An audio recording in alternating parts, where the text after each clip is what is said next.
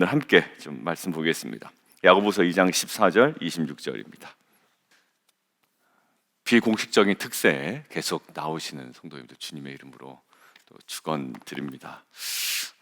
저희가 2023년 한 해를 시작하면서 복음과 하나님 나라라는 어떤 표, 또 기치를 내걸고 나아가고 있는데 각자의 삶 가운데 계속 묵상을 하며 또 이 복음이 그리고 하나님의 나라가 우리 가운데 어떻게 드러날 것인지에 대한 기대와 소망으로 나아갔으면 좋겠습니다. 교회에서 결정하는 대로 따라가지 좋죠. 그리고 교회에서 함께 합시다라고 하는 것에 또 동참하는 거 매우 중요합니다. 근데 그거보다 더 중요한 것은 여러분들의 삶 가운데 하나님께서 이끌어 가시는 게 복음과 하나님 나라, 각자의 삶에 맞는 상황화된 그 그림들이 또 있거든요. 그리고 그런 음성들이 있고 그 음성들을 또 신실하게 쫓아가는 저와 여러분 되기를 주님의 이름으로 축원드립니다. 오늘 반복되는 메시지가 있는데요, 17절 함께 읽겠습니다. 시작. 이와 같이 행함이 없는 믿음은 그 자체가 죽은 것이라. 20절 한번 읽어볼까요? 20절 시작. 허탄한 사람아, 행함이 없는 믿음이 헛것인 줄을 알고자 하느냐. 26절 오늘의 결론이죠. 함께 읽겠습니다. 시작. 영혼 없는 몸이 죽은 것 같이 행함이 없는 믿음은 죽은 것이니라. 굉장히 과격한 단어를 사용합니다. 죽은 거다. 조금 완화시키면 아무 의미가 없다라는 것이다. 그리고 20절에 있는 것처럼 헛것이다. 헛것이고 의미도 없고 죽은 거나 별반 다름이 없다라고 이야기합니다. 무엇이요? 믿음이. 근데 거기 수식어가 하나 붙죠. 행함이 없는 믿음. 저는 그 앞에 수식어를 하나 더 붙이는 것이 조금 이해하는 데 도움이 될 거라고 생각합니다. 행함이 없는 주관적인 믿음입니다. 행함이 없는, 내가 주장하는 믿음이죠. 나는 믿음이 있노라 하면서 이야기하잖아.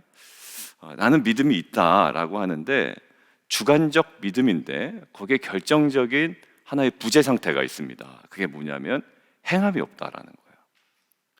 그러니까 야고보는 우리에게 도전합니다. 그게 과연 가능할까라고 물어보는 겁니다. 그러니까 행함으로 구원받는다는 것을 강조하려는 것은 아닌데 무엇인가를 강조하려다 보니까 마치 행함이 있어야 구원을 받는다라는 느낌까지 줄 정도로 강하게 얘기하는 거예요. 어제 우리가 이야기한 것처럼. 지금 공동서신의 배경을 이해하면 이 문구나 야고보의 어떤 그 느낌이 조금은 우리가 이해하기 편하다고 그랬죠. 우리에게 질문하는 겁니다. 믿음이 있으면 행함이라는 것들의 어떤 그 귀결이 반드시 이루어져야 되지 않을까. 그러니까 완전한 영화냐 이것도 아니에요, 사실. 믿음이 있다면 이 행함과 어떤 관계가 있느냐는 원인은 아닐 겁니다. 구원을 받기 위한 원인은 아닐 텐데 이 믿음이라는 것이 우리 안에 구체적인 행위로 나타나지 않는다면, 그것이 전혀 드러나지 않으면 어떻게 그게 살아있는 믿음이라고 할 수 있겠느냐라고 우리에게 도전하는 겁니다. 근데 예를 드는데 좀 재밌는 예가 있어요. 뭐냐면 아주 우리가 옆에서 많이 보는 예죠. 자, 15절부터 16절 함께 읽겠습니다. 시작.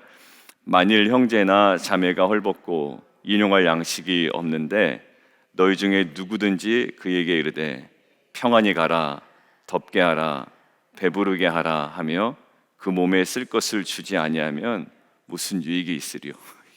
여기에 하나는 있고 하나는 없습니다. 뭐가 있나요? 따뜻한 말은 있어요. 따뜻한 말은 평안히 가라, 덥게 해라, 몸 체온 떨어지면 큰일 난다. 큰일 난다. 좀 챙겨 먹어라.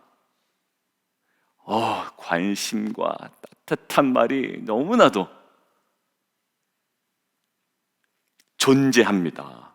근데 결정적 부존재가 있죠. 뭐냐면 그 몸에 쓸 것을 주지 아니합니다.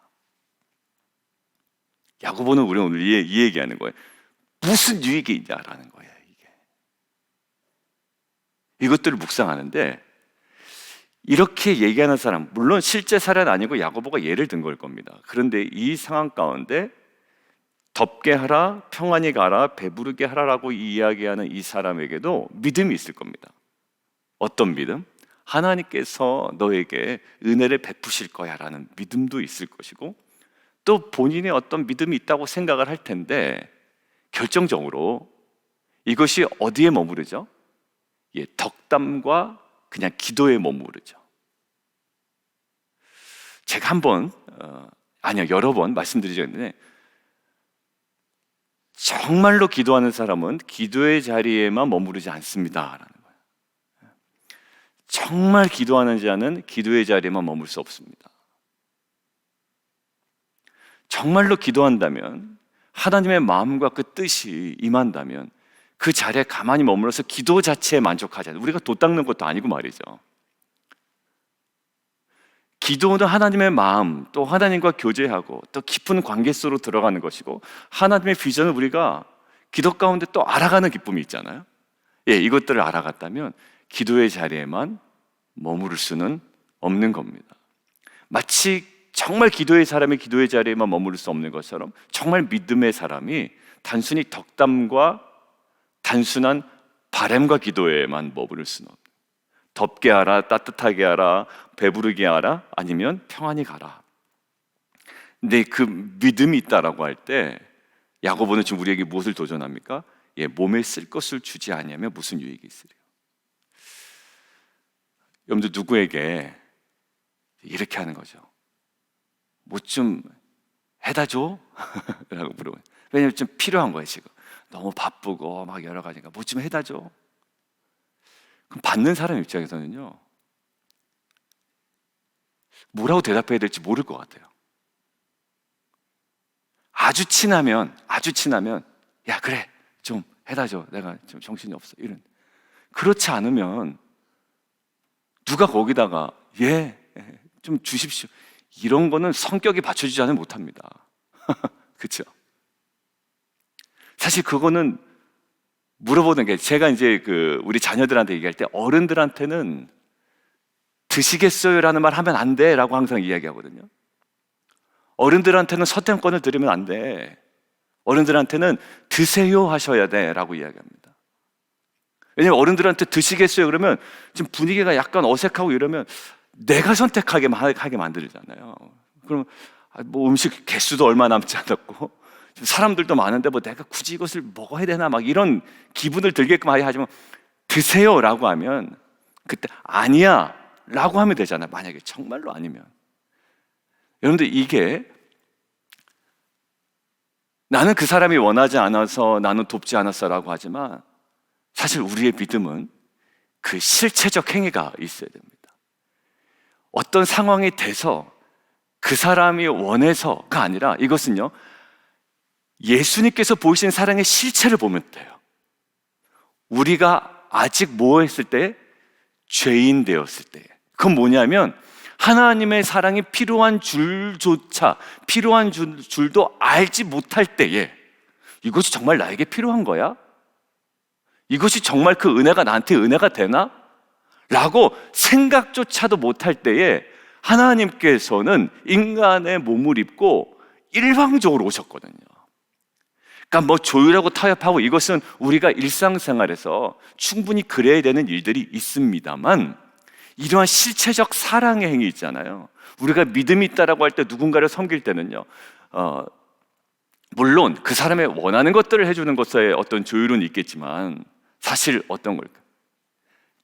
하나님께서 우리 가운데 행하신 아직 죄인 되었을 때, 전혀 그 사랑과 그 은혜가 필요하다고 생각하지 조차 할 수 없었을 그때에 일방적으로 우리에게 찾아오신 그 사랑이, 사실 우리가 세상을 향해, 또 가장 소외된 고아와 갑을 향해 가야 되는, 정말 하나님 나라를 확장하기를 꿈꾸는, 바라는, 소망하는 공동체의 온전한 모습인 줄 믿습니다.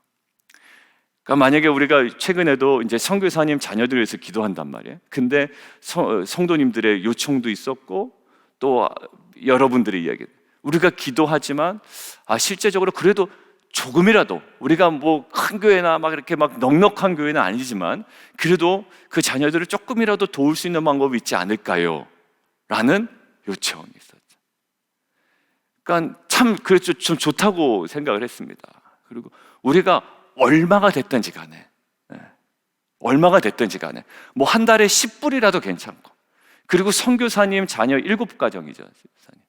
선교사님 인도네시아의 선교사님, 현지 선교사님 가정이에요. 그러니까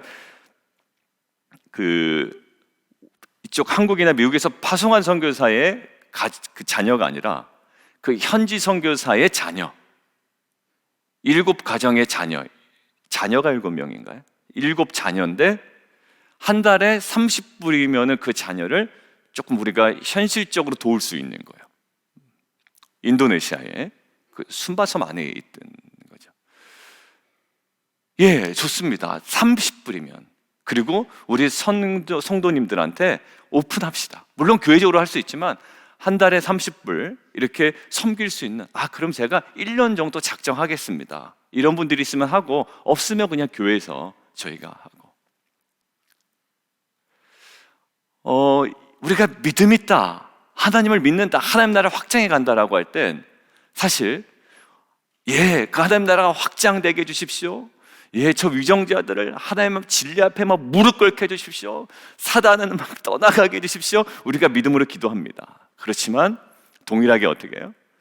평안히 가라, 덥게 하라, 배부르게 하라, 덕담도 하고 우리가 기도의 자리에 머물러야 되지만, 사실 몸에 쓸 것을 주지 아니하면 무슨 유익이 있겠냐라는 이 울림은 우리에게 복음을 아주 복잡하게도 전달하지 아니하고 아주 구체적이고 현실적으로 이렇게 도전하는 음성이 좀 있습니다. 특별히 복음이라는 진리로 살아가고, 그리고 이 복음으로 살아가 하나님 나라를 확장해 가려고 하는 2023년에 우리가 가장 작은, 그렇지만 가장 소중한 의미 있는 첫발, 또 한 발, 그리고 그러한 어떤 행보를 할 수 있도록 우리에게 도전하신 하나님의 말씀인 줄 믿습니다.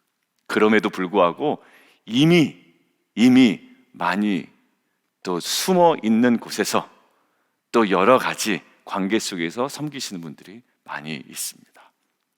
정말 믿음 있는 공동체, 복음이 살아있는 공동체로 저희 교회가 조금 다각적으로, 구체적으로 가장 작은 곳에서 이 믿음의 실천, 이 실천적 이 행위를 기쁨으로 영광스럽게 감당하는 귀한 공동체 되기를 주님의 이름으로 축원드립니다.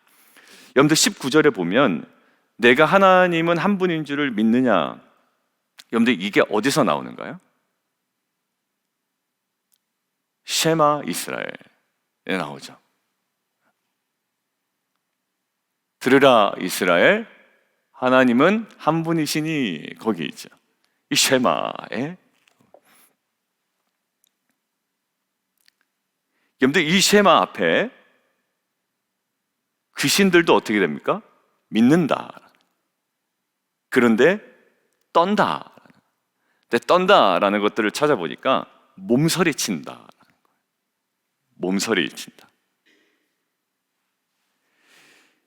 여러분들 진리에 대한 어떤 그 지적인 동의와 알고 있음과, 특별히 여기 있는 단어, 믿는다라는 것과 사실 맨 마지막에 이 몸서리 친다라는 단어, 이것들이 복음서에서도 나오죠. 복음서에서도 어디서 나옵니까? 거라사, 광인, 그 귀신 나타나죠. 그의 고백이 뭡니까? 다윗의 자손 예수여라고 이야기합니다. 그게 예수님께서 본인을 이야기하실 때의 표현이었는데 이 귀신이 그렇게 고백합니다. 그런데 결국 어떻게 하죠? 똑같은 표현, 몸서리를 칩니다. 당신과 내가 무슨 상관이 있습니까? 나를 떠나소서라고 한다고요. 저는 이 복음에 더욱더 가까워지는 공동체가 되기를 원해요. 그리고 예수님의 자체, 그러니까 복음이신 예수님의 그 실체 앞에 날마다 더욱더 가까이 나가고, 우리가 알고 있잖아요. 알고 있다면 어떻게 보면 예수님께서 도전하신 음성이, 우리가 지난 전도서 말씀처럼 이 말씀이 굉장히 우리 가운데 찌르는 칼 같을 때가 있죠. 근데 그것을 어떻게 삼아라? 경계를 삼으라고 이야기했죠. 31일 날인가요? 30일 날 경계를 삼으라고 이야기했습니다. 그러니까 정말 지혜로운 것은 그 하나님의 그 말씀, 어떤 찌르는 것 같고 굉장히 아프단 말이에요. 근데 거기에 사실 몸서리칠 때가 있습니다. 근데 우리 안에 정말 이 말씀에 대한 이 믿음이 우리 안에 있다면 이 귀신이 보이는, 믿지만 몸서리치는 그 자리를 떠나는, 나와 무슨 상관이 있느냐로 항변하고 오히려 남의 동네에 가 있는 자의 모습이 아니라 이제는 정말 하나님 한 분이신 줄을 아는 자로서 오히려 이것이 우리 삶 가운데 진정한 진리가 되고 우리의 왕이 돼요. 이것이 기준이 돼요. 이 진리가 우리의 삶을 비추고 비추는 대로 순종으로 나아가는 저와 여러분 되기를 주님의 이름으로 축원합니다. 세상이 얘기하는 여러 가지 개똥철학으로 우리가 살아가는 자들이 아니라, 너 왜 그렇게 하냐? 하나님께서 나에게 이렇게 말씀하셨어. 우리가 피스메이커 사역할 때 왜 갑자기 나에게 이런 용서에, 아니면 화해에, 아니면 그 모든 화평케 하는 자로서의 모습으로 다가오지? 라고 할 때 가장 중요한 게 뭐라고요? Glorify God. 하나님께서 나에게 이렇게 말씀하셨어 라는 거. 내가 그냥 사람이 좋아서가 아니라 하나님이 나에게 말씀하셨어. 어떻게 보면요, 말씀하지 아니하시면 내가 누군가를 용서하는 것, 아니면 나의 잘못을 시인하는 것, 용서를 구하는 것, 어떻게 몸서리 쳐지는 일이거든요. 그 사람이 나한테 와서 잘못했다고 싹싹 비는 게 내가 원하는 그림이지, 내가 가서 사실 부주의했습니다, 내가 너무 서툴렀습니다, 사람들 모아놓고 미안합니다, 내가 선동했습니다, 여러분들 이게 쉽지가 않거든요.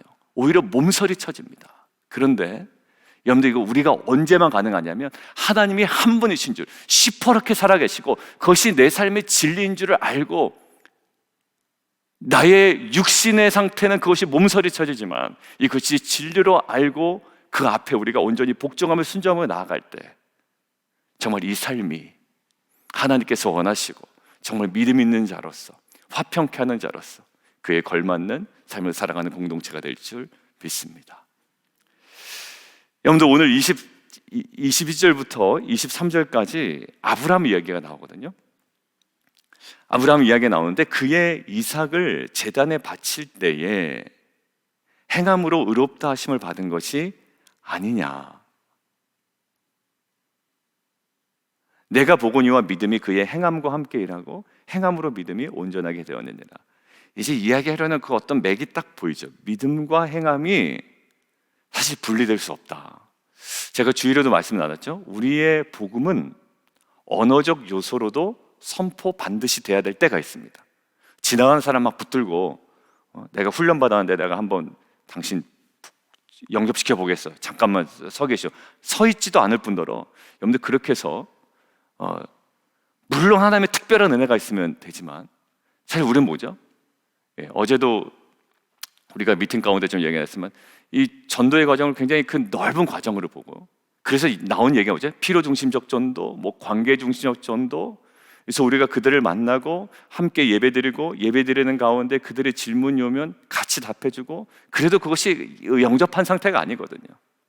근데 그의 어떤 마음이 생겨서 뭔가 탁 요구사항이 있을 때 정확하게 복음을 전했어요. 언어적 요소가 있죠. 근데 동시에 뭐가 있습니까?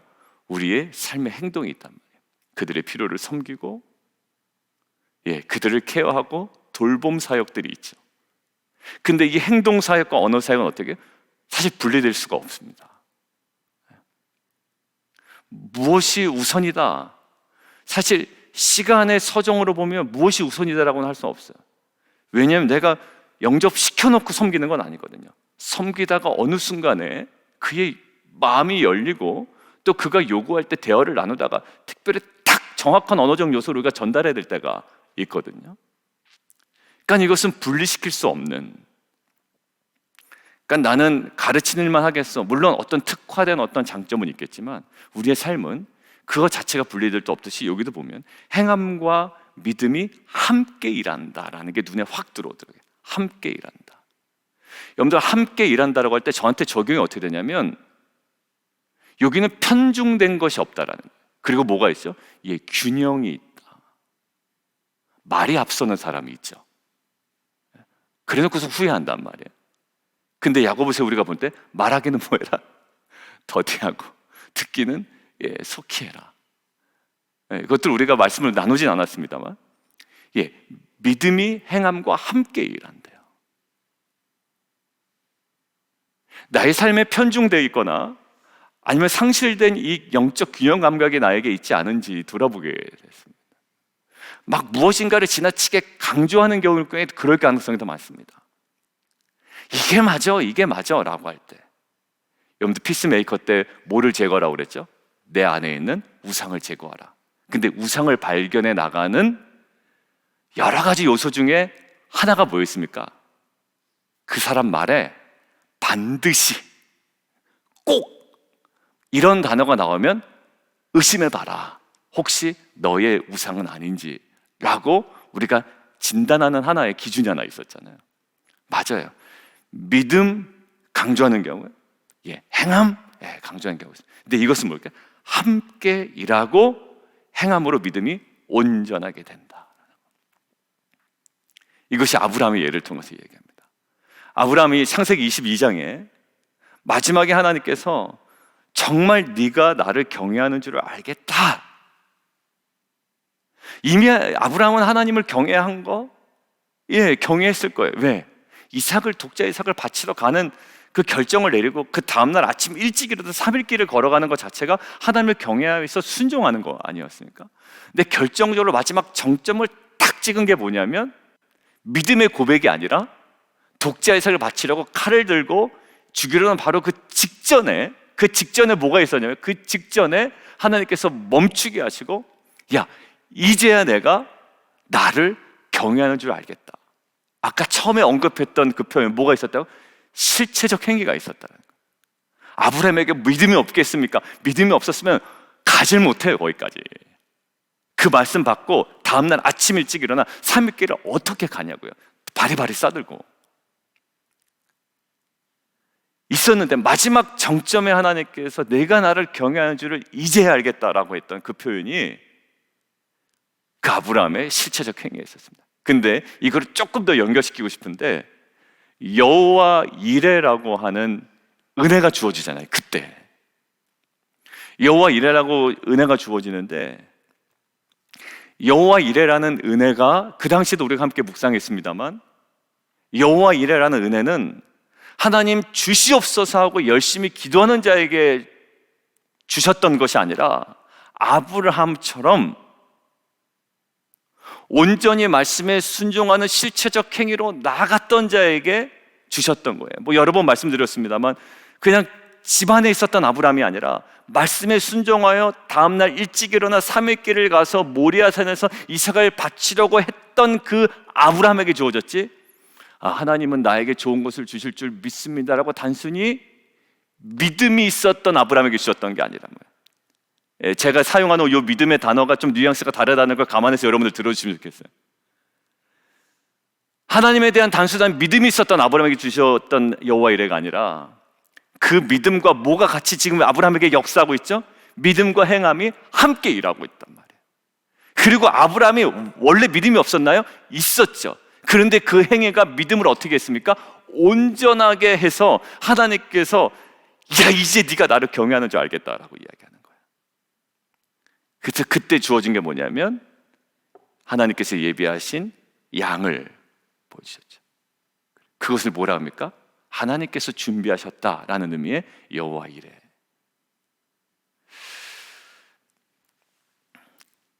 이것은 단순히 이웃을 도와야 됩니다라는 사랑의 실천적 행위뿐만 아니라 우리의 신앙의 전체적인 어떤 이신칭의에 맞습니다만 잘못된 함정에 빠질 수 있는, 공동서신에 계속 얘기하는, 오히려 이것 때문에 죄를 짓고 펑펑세속적으로 살아가는데도 양심의 가책을 전혀 느끼지 않는 그 세대와 이 세대를 통해 하나님께서 말씀하시면서 이신칭의가 왜곡될 때에 양극단으로 간다 말씀드렸죠.